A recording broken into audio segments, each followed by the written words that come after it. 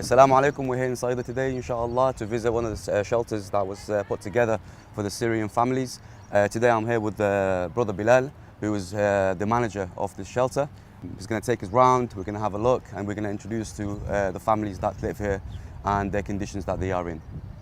So at the moment there is 170 families in the shelter, okay, and that is works out to be roughly 900 people.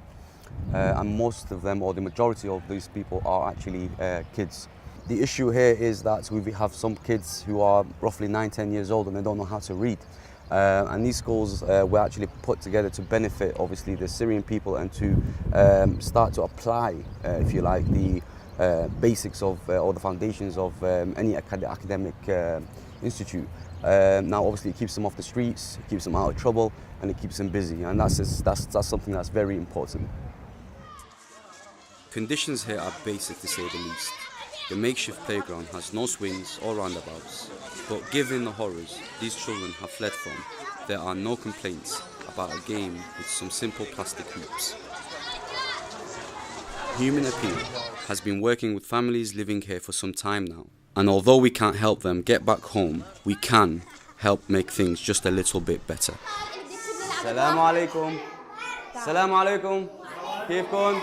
كيف صحتكم تمام؟ More than half of the refugees living here are children, and we've been sending books and writing pads for their Arabic and Islamic studies classes. Looking at these children, they appear little different to boys and girls at school in Britain. What they have seen and what they run from back home in Syria, however, is something no child in London, Manchester or Leeds will hopefully ever have to go through. There's a problem with hygiene as well at the moment. I mean, obviously, first of all, they don't provide them with meals.